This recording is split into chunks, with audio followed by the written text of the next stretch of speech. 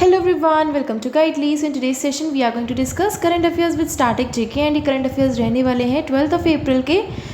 जैसे कि मैंने आप सभी से कहा था कि कमेंट सेक्शन में अपने रिव्यू ज़रूर दीजिए, तो कुछ कमेंट सेक्शन में रिव्यूज़ भी आए हैं एंड साथ ही साथ टेलीग्राम चैनल पे भी रिव्यू आया था कि मैम आप थोड़ा सा और एक्सपैंड कीजिए सेशन को एंड थोड़ा और ज़्यादा डिटेल में पढ़ाइए। तो डेफिनेटली मैं आप लोगों को और भी ज़्यादा एक्सप्लेन करने की कोशिश करूँगी एंड साथ ही साथ मैं आपको ये बता दूँ कि मैं सेशंस इसलिए शॉर्ट रखती हूँ ताकि आप लोगों को कम टाइम में कवर हो, ठीक है। क्योंकि बहुत सारे ऐसे प्लेटफॉर्म्स मिलते हैं जो आपके आधा घंटा एक घंटे की आपके सेशंस देते हैं, बट वहाँ पे आपको उतना टाइम देना पड़ता है। बट येस, मैं ट्राई करूँगी कि आप लोगों को और भी ज़्यादा एक्सपैंड करके सेशन दूँ। सो येस, एंड अगर आप चाहते हैं इस पूरे सेशन का PDF या और भी अपडेट्स आप देखने का चाहते हैं तो आप हमारे टेलीग्राम चैनल को ज्वाइन कर सकते हैं, जहाँ पे आपको लेटेस्ट अपडेट्स मिलती रहेंगी। So let's start the session without any delay and ये सब अपने रिव्यू ज़रूर शेयर करता रहिए करिए ताकि मुझे पता चले कि आपको सेशंस कैसे लग रहे हैं। सो फर्स्ट न्यूज़ है, रिजर्व बैंक ऑफ इंडिया जो है वो लॉन्च करने जा रहा है सेंट्रलाइज्ड पोर्टल जिसका नाम है प्रवा एंड ये रहने वाला है लाइसेंसिंग अप्रूवल एप्लीकेशंस के लिए। जैसे कि आप सभी जानते हैं कि RBI जो है वो काफ़ी सारी चीज़ें ऐसी है जो कि करती है, यानी कि उसका सभी बैंक्स उसके अंडर में आती हैं एंड बहुत सी लीगली चीज़ें होती हैं। उन्हीं को और भी ज़्यादा सिक्योर रखने के लिए एक web based centralised portal launch किया गया है जिसका नाम है प्रवा। एंड इससे रिलेटेड आपसे क्वेश्चन बन सकता है कि प्रवा का फुल फॉर्म क्या है। प्रवा का फुल फॉर्म है platform for regulatory application validation and authorisation, ठीक है। एंड ये रहने वाला है to simplify and streamline application process. तो जैसे कि मैंने आपसे बताया कि वेब बेस्ड एप्लीकेशन है ताकि और भी ज़्यादा चीज़ें सिंप्लीफाई हो सकें और भी ईजिली हो सकें। जैसे जैसे हर चीज़ में अपडेशन आता रहता है, वैसे RBI ने भी अपने एक नया पोर्टल लॉन्च किया है अपडेशन के लिए। नाम याद रखिएगा प्रवा एंड कहते हैं ना कि प्रवाह कर दिया, तो एक आप ऐसे याद रख सकते हैं कि अगर कोई भी प्रॉब्लम्स वगैरह आपको जानी होती हैं तो आप उसे प्रवाह कर दीजिए। तो वो RBI से है कि RBI ने एक पोर्टल लॉन्च किया है जिसका नाम है प्रवाह एंड इससे क्या है चीज़ें और भी ज़्यादा ईजी हो जाएंगी। द नेक्स्ट RBI से रिलेटेड स्ट्रैटेजी के स्टैब्लिश हुआ 1 April 1935, headquarter is in Mumbai Maharashtra. Governor है शक्तिकांत दास, डेप्यूटी गवर्नर है Mahesh Kumar Jain, M Rajeshwar Rao, Michael Patra and T Ravishankar. The next SBI जो है वो लॉन्च करने वाला है new current accounts and saving accounts in the fiscal year 2024 to attract deposit.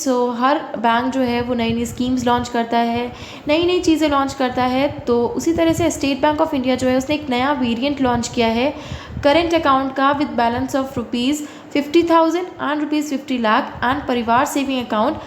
Current account में जो भी 50,000 है एंड जिनका भी बैलेंस 50 लाख है, और सेविंग अकाउंट्स में एक तरह का सेविंग अकाउंट लॉन्च कर रहे हैं जिसका नाम है Parivar saving account in the fiscal 2024 to minimize the gap between deposit growth and credit growth.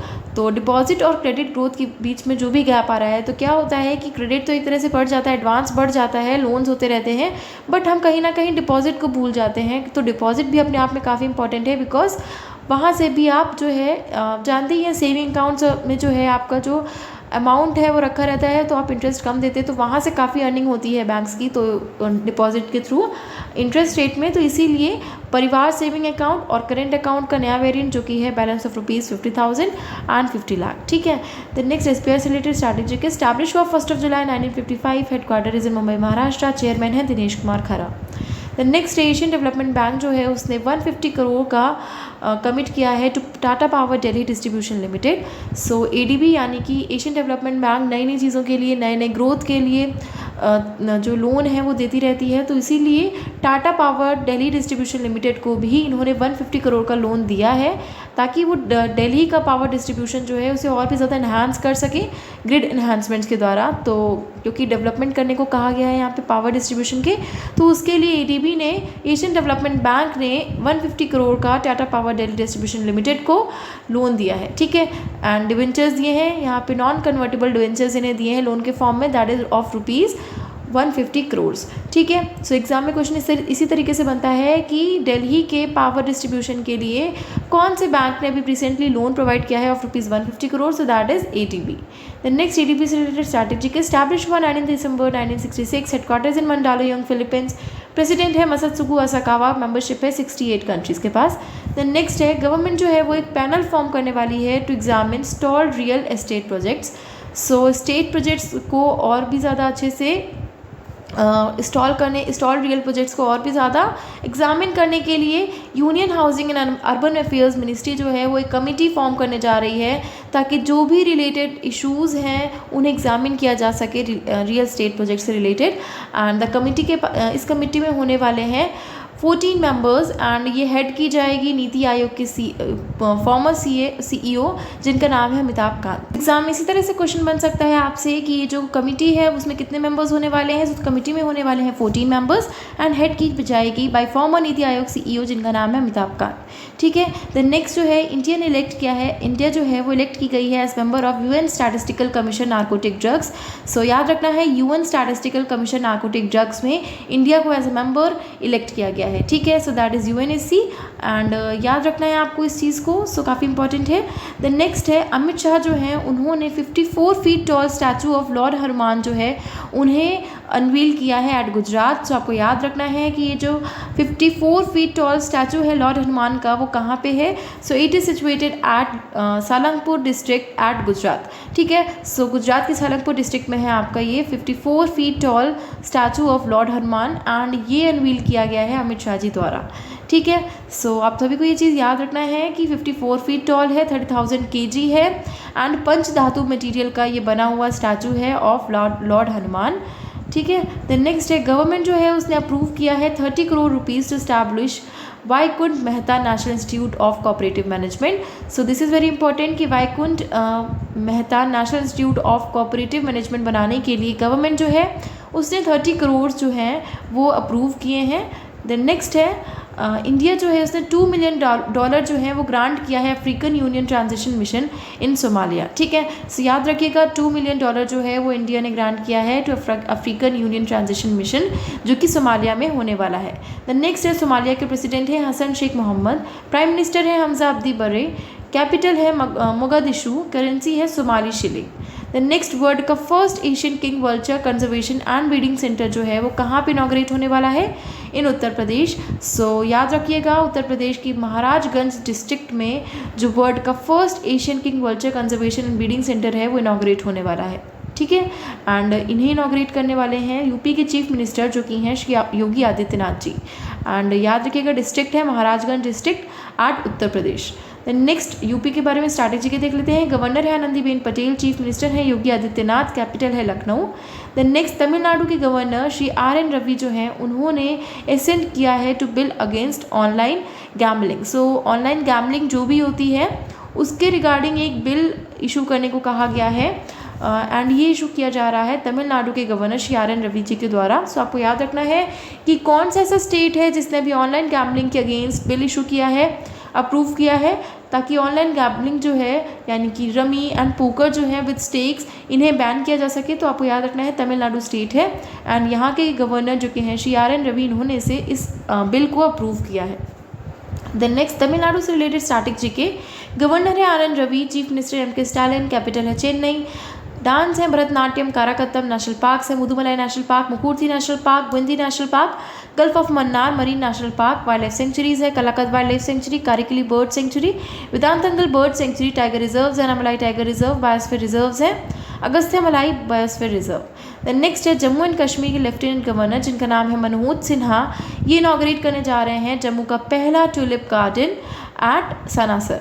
ठीक है। सो सनासर डिस्ट्रिक्ट में जो कि जम्मू एंड कश्मीर की है वहाँ पे लेफ्टिनेंट गवर्नर जो है वहाँ के मनोज सिन्हा उन्होंने इनॉग्रेट किया है जम्मू का पहला tulip garden. So first tulip garden जो है जम्मू का वो कहाँ पे इनॉग्रेट किया जा रहा है, एट सनासर। ठीक है। The next Jammu and Kashmir के बारे में देख लेते हैं। लेफ्टिनेंट गवर्नर है मनोज सिन्हा, कैपिटल है श्रीनगर जम्मू। नेशनल पार्क है Kishtwar high altitude national park, काजीना national park, Dachigam national park. Wildlife sanctuaries है Ramnagar wildlife sanctuary and Gulmarg wildlife sanctuary. The next Jackson Green है वो पार्टनरशिप करने जा रहा है with NTPC to setup methanol plant. So methanol plant को setup करने के लिए जैक्सन ग्रीन जो है वो पार्टनरशिप करने जा रहा है NTPC लिमिटेड के साथ में। सो याद रखना है आपको। एंड ये जो प्लांट है वो कहाँ पे होने वाला है, at its Vindhyachal thermal power plant जो कि मध्य प्रदेश में है। द नेक्स्ट है WTO जो है उसने रिवाइज किया है अपना अपवर्ड्स ग्लोबल ट्रेड फोरकास्ट जो कि है 1.7% फॉर 2023। द नेक्स्ट है वर्ल्ड ट्रेड ऑर्गेनाइजेशन से रिलेटेड स्ट्रैटेजी के फाउंड हुआ 1 जनवरी 1995, हेडक्वार्टर्स इन जेनेवा स्विट्जरलैंड। नेक्स्ट है प्रदीप पोर्ट जो है उसने हैंडल किया है record annual traffic of 135.36 MMT। ठीक है, सो प्रदीप पोर्ट जो है उसका जो रिकॉर्ड है एनुअल ट्रैफिक का that is of 135.36 MMT। Next है दिल्ली एयरपोर्ट जो है वो इमर्ज किया है as the world's 9th busiest airport in 2022। So Delhi को आपको याद रखना है, दिल्ली एयरपोर्ट जो है वो वर्ल्ड्स 9th बिजिएस्ट एयरपोर्ट 2020 की लिस्ट में इमर्ज हुआ है। So this is very important. And Hartsfield Jackson Atlanta international airport जो है उसने इस लिस्ट में टॉप किया है।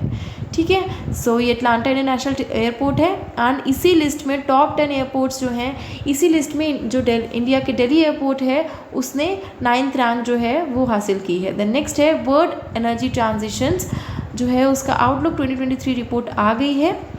सो ये किसके द्वारा रिलीज़ की गई है? इंटरनेशनल रिन्यूएबल एनर्जी एजेंसी के द्वारा रिलीज़ की गई है, जो कि है world energy transitions outlook 2023 report.